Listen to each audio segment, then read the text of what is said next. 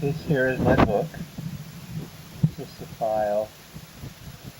I started it February 26th. Moving Light by Brian Ferris. Well, that's me, of course. And right now there's only technically 18 pages,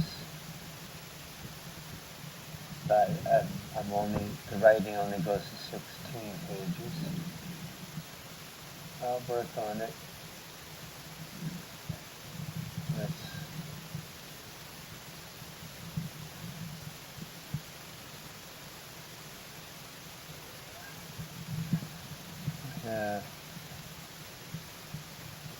Oh wait, I got a cat coming up. Mittens off here. Jeez.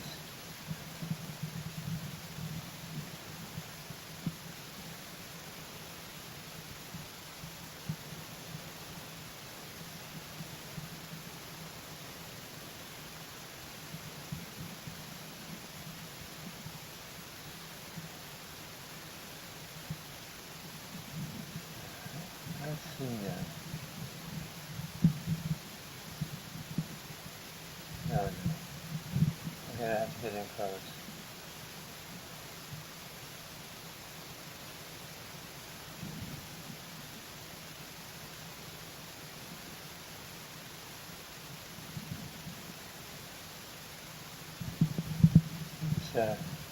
Maybe you can read it. I'm glad I have this winter stuff on. That wind is frigid. Thought the sixth had a clearing with Math Man, while around his youthful movements, St. John's Tinkman Beach tidal zones lay exposed, freezing in the cold northwest wind during late mornings, at warming in the late February sunlight. Here at Doucette, burdened by his green Canadian Army winter outerwear and many pouches on him, studied the beach surface he walked on.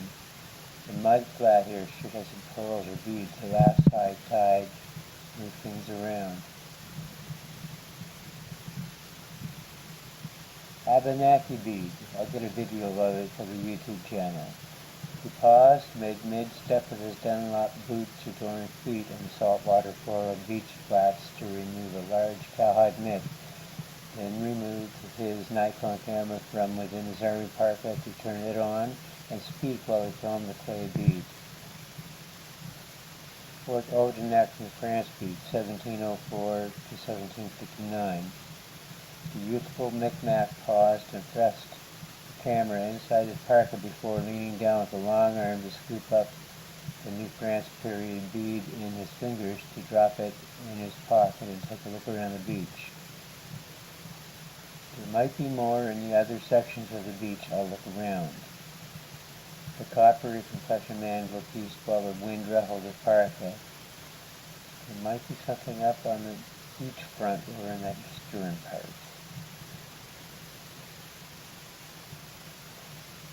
Eric strode across the sandy mud-hued furrows of the mud flats while looking in each for fossils and artifacts or saltwater pearls that might have been washed up at the last tide. The tide is already turning. I better hurry up if I'm going to get the ravines in front of the beach done.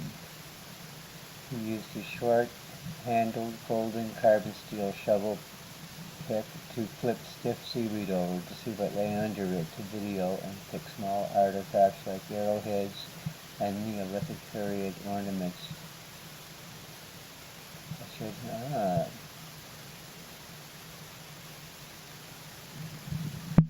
Up. Yes. Okay, to video and pick up small artifacts like arrowheads and Neolithic period ornaments before he climbed up on seaweed-etched rocks to cross the outcroppings of seaweed-covered rocks to look at a ravine in the rock formation. There is always something good in that. There is always something there, the good spot. Well, anyway, now we're into page 2, but it goes all the way. I had to introduce a second character. Oops. Let's fix up this. There we go.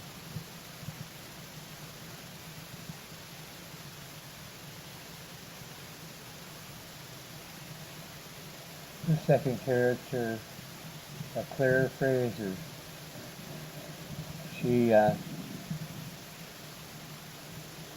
I'll just read the conversation.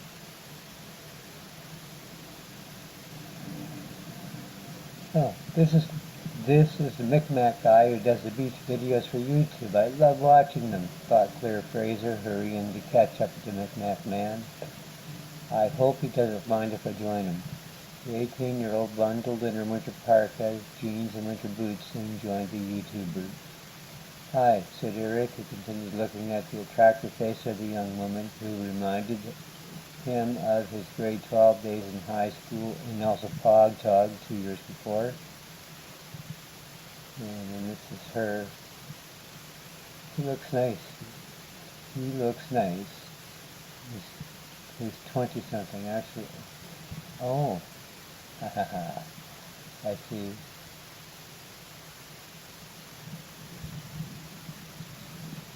Yes, it pays to reread. He looks nice. He is 20-something, actually almost my age, but I hope he doesn't mind me talking to him, thought Claire Fraser. Hi, you're the Indian guy who does the YouTube videos? I had to meet you when I saw you here this morning. It okay if I hang out for a while? It okay if I hang out for a while to see what you find this morning? Claire blushed with a smile, nervous as the copper-complexion face and eyes of the thick-set young Micmac man remained upon her. I don't mind. I'm Eric. It's fine if you want to tag along. I never know what I'll find when I come down here, replied Eric, still looking at the slim, attractive, we assumed, senior high schooler. Claire Fraser smiled. Thanks, she replied. Eric continued turning seaweed with the pick side of his shovel pick and suddenly stopped clearing seaweed while his gaze dwelled upon a metallic object wedged between shale edges. Underneath it, he glanced at, I see where I made my mistake in that sentence. Eric commenced turning seaweed with the pick side of his shovel pick and suddenly stopped clearing seaweed while his gaze dwelled upon a metallic object wedged in the shale edges underneath it. He glanced at the young woman and spoke up. You found something.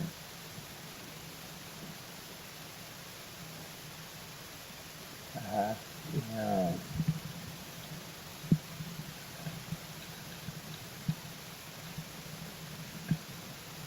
You found something, he said. Yes, and what I have to do is fix this sentence.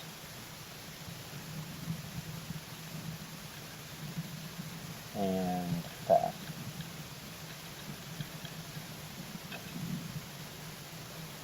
What's this? I'll see if... Yeah. Eric comments, turning seaweed with the pick side of his shovel pick and suddenly stopped clearing seaweed while his gaze dwelled upon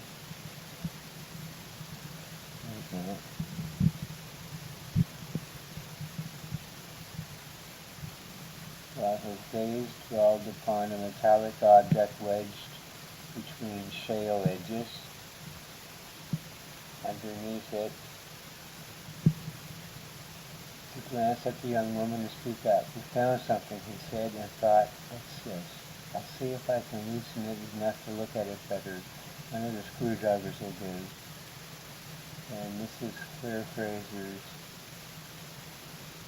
You did find something. What is it?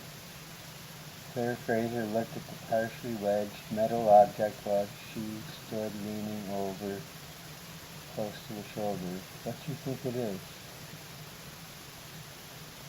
I don't know, but we'll find out. Eric fell quiet before he slung his short golden pick shovel on his back to useful like his 8-inch screwdrivers, to pull one of his 8-inch screwdrivers out of a parka pocket. That object really looks interesting. It looks so out of place.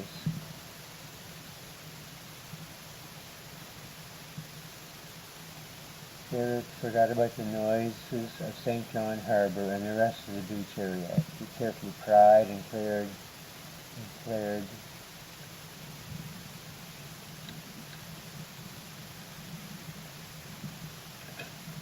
The top of the silver object enough to slip off the I have the camera really close to the screen.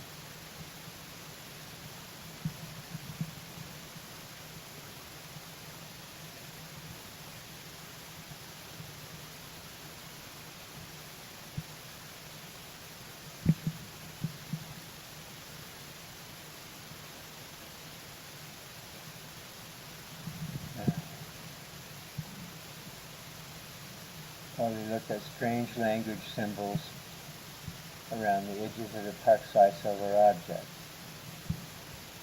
Well, anyway, yes, they end up going back in time about 4,000 years, but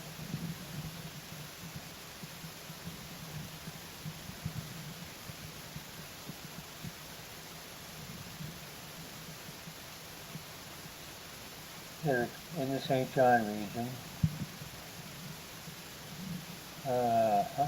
But yeah, that's chapter 2 is on page 4. Chapter 3 is on page 8. It's going to be an interesting story. But most of like right now I'm only at, there's a lot more to this.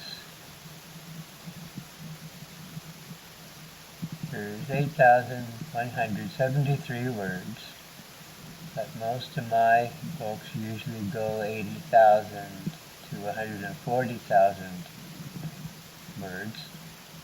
So this here is, if you thought of this as a child, the child's only 1. By the time I'm done, the child's going to be 20. In other words, there's going to be a lot more chapters, a lot more activity for the characters. But basically, they're in the St. John region during the time when razor clams were still here, which is about 3000 BP. And for me, it's a little bit of a mental vacation. And for the reader, it will be a mental vacation. It gets me away from the modern world. Well, in the mind, when you're reading this, it takes you away from the modern world right back into 3000 BP to the time of the Susquhanna. But I don't know if I'll introduce these two modern characters to the Susquhanna people. I might, because I don't know how the plot will turn out. I just don't know.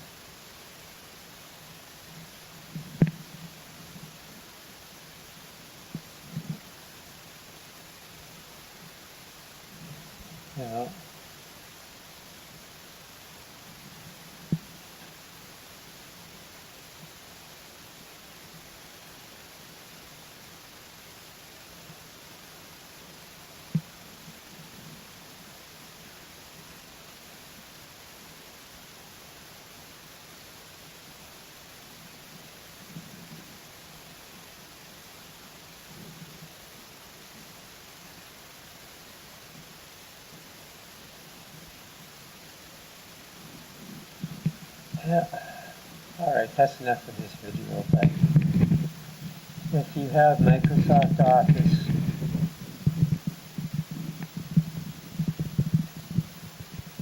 this is, yes, Microsoft Office, you can sit down and write any kind of book you want. It all depends on where you want to publish it. I've already got 34 books 33 books at Amazon.com.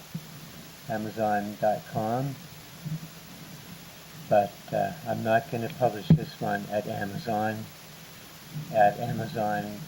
Kindle, as an Amazon Kindle book. No, this book here I'm going to try to find a decent Canadian publisher, because the publishing community in North America, a lot of crazy, chaotic things went on. Yes, the publishing industry just went nuts, and it's hard to find a reliable publisher. It's hard to find